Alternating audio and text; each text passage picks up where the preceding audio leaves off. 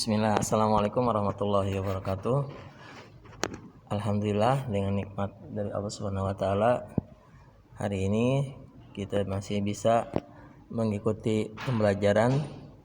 Tentu dalam pembelajaran ini kita sangat berharap ya kita mendapatkan nikmat dari ilmu yang kita pelajari, baik itu ilmu dunia maupun ilmu akhirat, terutama ilmu akhirat ya, ini yang paling utama karena ilmu akhirat ini akan menuntun kita semua bisa memanfaatkan ilmu dunia dengan baik.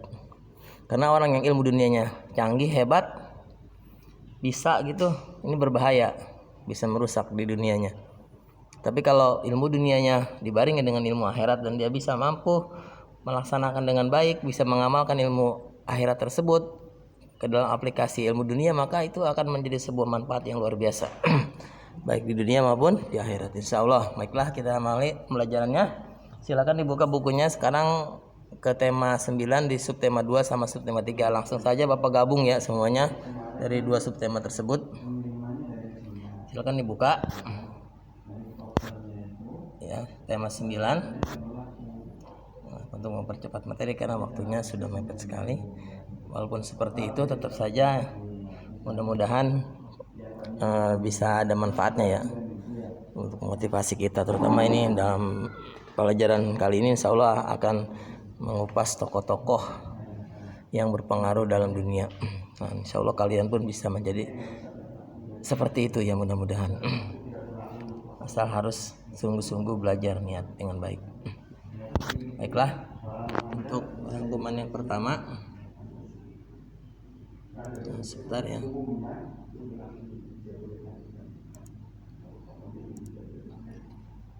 Nah, ini ya untuk yang pertama kita akan belajar tentang bintang. Apa itu bintang? Kalian baca silahkan di situ.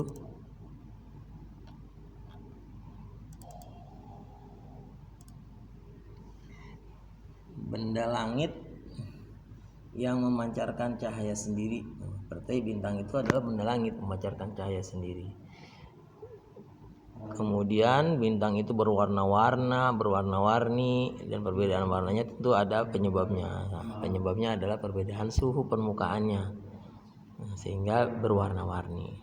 Dan matahari itu adalah salah satu contoh bintang ya, bintang yang ada di dunia ini yang bisa kita lihat setiap hari. Dan itu adalah bintang yang paling dekat dengan bumi. Dan benda langit yang lainnya adalah bintang berekor nih, atau bintang jatuh. Ini sebenarnya adalah bukan bintang tapi adalah meteorit. Meteorit ini adalah batu ya, jadi dari batu. Kemudian meteorit yang diameternya lebih dari 10 itu disebut asteroid. Namanya asteroid, batu juga itu benda-benda langit. Dan susunan tata surya di kita harus ingat ya, adalah matahari sebagai pusat tata surya, kemudian dikelilingi oleh planet, asteroid, satelit, meteorit, dan komet. Nah, itu apa komet? Komet dibahas, silakan nanti akan kita bahas selanjutnya. Baiklah, kita akan lanjutkan untuk rangkuman yang selanjutnya. Ini adalah rangkuman yang kedua nih. Rangkuman yang kedua tentang jalan cerita dalam sebuah teks atau bacaan. Kita masih non fiksi atau fiksi itu sama aja ya. Jalan cerita itu disebut dengan plot.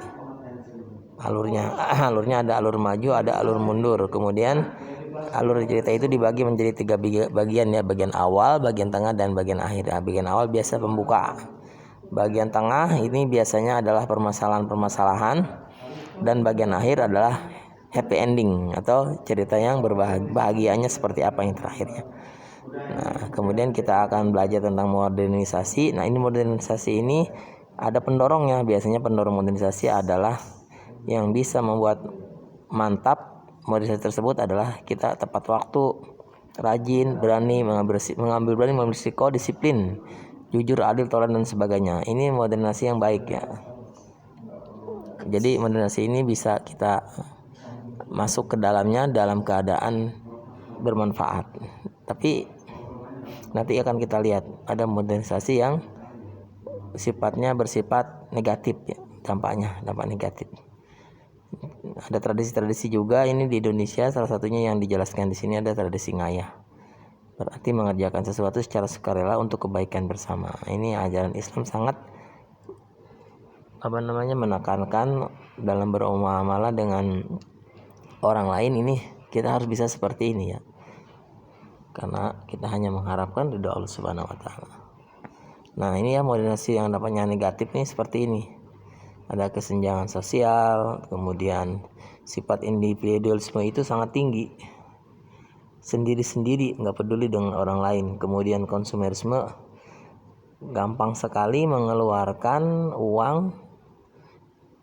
untuk kebutuhan-kebutuhan yang sebenarnya tidak bermanfaat, hanya untuk gaya-gayaan dan sebagainya. Ini masuk nanti ke hedonisme namanya, hura-hura, pesta. Dan salah satu yang sekarang banyak melanda penduduk atau masyarakat Indonesia adalah wisata kuliner. Hati-hati ya dengan wisata kuliner. Ini salah satu termasuk hedonisme nih kalau tidak terkontrol. Orang sampai ada yang jauh-jauh hanya untuk cari makan sengaja, makanya pergi ke Bali dan sebagainya. Itu termasuk hedonisme. Sudah cuma hanya cari makan apa gitu, yang sebenarnya itu ada di dekat daerah sendiri ada gitu. Tapi untuk kepuasan dirinya gitu, dia sampai jauh-jauh sampai ke sana.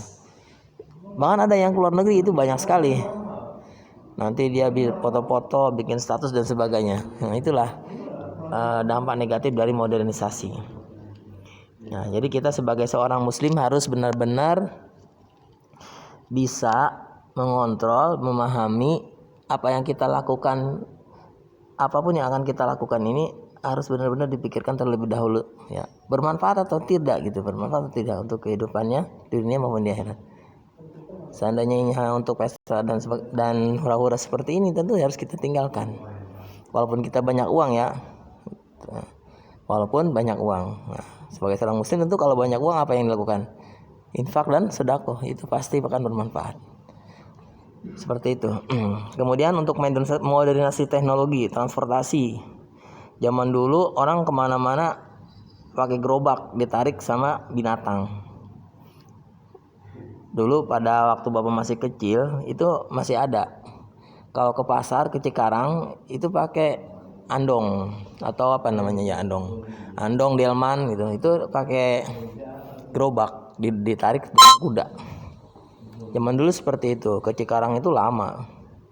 Nah, pas kesini ketika bapak udah mulai besar, udah orang-orang udah jarang yang naik gerobak, mulai banyak motor dan sebagainya. Kemudian ketika mau naik naik mobil juga bisa dengan mudah didapatkan. Sehingga tahun 92 kalau nggak salah itu udah mulai ada angkot ke Cikarang dari kampung bapak. Itulah modernisasi teknologi transportasi darat. Tapi yang biasa loh itu, masih pakai bensin, mobil dan sebagainya. Sekarang udah ada yang lebih canggih lagi kan tentunya, dengan tenaga matahari, tenaga listrik dan sebagainya. Untuk materi selanjutnya ini adalah pengambilan keputusan bersama sebagai peristiwa persatuan dan kesatuan. Nah, persatuan adalah kita menuju ingin bersatu dari berbagai macam perbedaan. Nah, kita ingin menjadi satu, itulah persatuan. Kalau kesatuan apa? Kesatuan ya sudah jadinya gitu. Dari perbedaan-perbedaan itu ingin bersatu, ingin bersama. Nah, ketika sudah jadi maka itulah disebut dengan kesatuan. Itu perbedaannya persatuan dan kesatuan. Nah, keputusan bersama ini harus disepakati, kita harus berlapang dada. Nah, kalau menurut Islam tentu keputusan yang diambil itu harus sesuai dengan syariat, jangan sampai melanggar syariat. Kalau melanggar syariat ya harus ditinggalkan, jangan sampai kita ikuti keputusan tersebut. Itu panduan utamanya ya dalam Islam. Tapi kalau dalam demokrasi ini sangat berbeda jauh. Mereka mengambil keputusannya berdasarkan banyak sedikitnya. Yang banyak maka itu yang diambil. Nah, ini sangat batil ya tentunya. Walaupun salah ya tetap diambil. Itulah demokrasi. Makanya kalau dalam Islam nggak bisa menerima demokrasi. Demokrasi itu tetap panduan utamanya tadi kata Bapak bilang apa? Syariat Islam ini yang harus diikuti, yang benar harus diikuti, dan benar salah itu ditimbangnya dengan ilmu, dengan syariat ini. Kalau benar kita ikuti, yang tidak benar ya jangan diikuti. Beda dengan tadi demokrasi. Demokrasi hanya kelompok besar dan kelompok kecil saja. Kelompok besar ya itu yang harus kita ikuti, yang menang, yang kecil yang enggak. Itu bedanya demokrasi dengan syariat Islam. Dan mudah-mudahan ini bisa dipahami oleh kalian. Nah, untuk rangkuman yang terakhir, rangkuman ketiga, ini tokoh-tokoh nih. Ini tokoh-tokoh yang beredar di berbagai macam buku-buku di sekolah-sekolah, banyak sekali.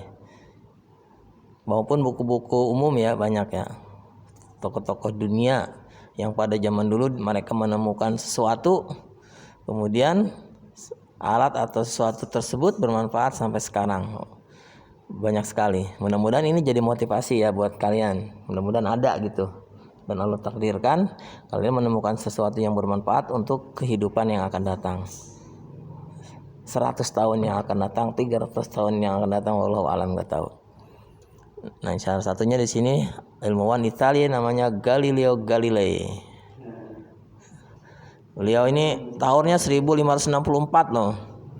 Ini menemunya apa? Dia bukan penemu sih katanya. Dia hanya meneruskan penemuan yang sebelumnya, kemudian dibuat oleh dia lebih canggih penemuan tersebut, sehingga bisa mengamati luar angkasa itu lebih jelas katanya. Menurut buku tersebut, dia bisa melihat planet, bisa melihat bintang dan sebagainya di luar angkasa sana dengan teleskop, ya namanya teleskop. Nah, teleskop ini bukan penemunya bukan dia sebenarnya, dia hanya memodifikasi sehingga teleskop itu bisa lebih canggih, lebih bisa melihat keluar angkasa lebih jelas. Sampai-sampai dia menemukan bahwa Saturnus itu punya cincin, kata dia. Ini ya, ini tersebar ini pengetahuan tersebut. Wallahu alam benar atau tidaknya, kita ikuti dulu ilmu yang seperti ini. Tapi ketika kalian penasaran apakah itu benar, silakan kalian teliti. Kalau ada manfaatnya ya, ingat kalau ada manfaatnya, ingat itu. Nah, ini ya nomor 2-nya tuh, lihat oleh kalian di situ ada penemu teleskop pertama, namanya aslinya Frederick William Herschel. Dia ilmuwan ini adalah tokoh asal Inggris yang lahir di Jerman pada tahun 1338 loh. Kan sekarang udah tahun 2000, udah berapa ratus tahun kan berjalan. Nah begitu ya. Nah ini dia nih. Ini menurut Pak Iman ini sebuah film yang fenomenal nih. Ada filmnya ya, bisa jalan-jalan keluar angkasa. Apa ya itu nama filmnya? Buzz Aldrin ya, Neil Armstrong dan Michael Collins ya. Ini 3 tokoh astronot ya, orang yang mengendarai pesawat luar angkasa, kemudian dia bisa ke bulan. Benar nggak ini ya? Wallahu alam. Ada 2 pendapat tentunya ya. Silahkan bagi yang mau meneliti dan bisa ada manfaatnya boleh. Kalau nggak ada manfaatnya ya jangan gitu. Nomor selanjutnya atau bagian selanjutnya, nah ini yang canggih nih, pesawat bertenaga matahari. Dan yang terakhir ada seorang astronot wanita Indonesia namanya Pratiwi Sudarmono. Dia lolos ya, mau menjadi seorang astronot keluar angkasa, tapi sayang sekali pada waktu itu percobaan pesawat ulang-alik ya, yang namanya pesawat Challenger itu meledak, nggak jadi berangkat sehingga seperti itu. Nah, kenapa meledak? Nah, jangan-jangan ini benar nih teori bumi datar, nggak kuat ke atas, mentok meledak. Allah alam, nggak tahu, kita nggak tahu karena pengetahuannya kita belum sampai ke sana. Ya, terima kasih atas perhatian dan kerjasama kalian bisa mengikuti pembelajaran ini. Mudah-mudahan bisa bermanfaat dan bisa memotivasi kalian untuk bisa menggali ilmu dunia ini lebih dalam dan bisa mengubah dunia ya, bisa mengubah dunia. Tapi tetap pesan Bapak, ilmu akhirat lebih penting, itu ya yang utamanya, karena hidup kita abadinya di akhirat, di dunia hanya sebentar. Tapi walaupun seperti itu tetap harus kita gali ilmu dunia.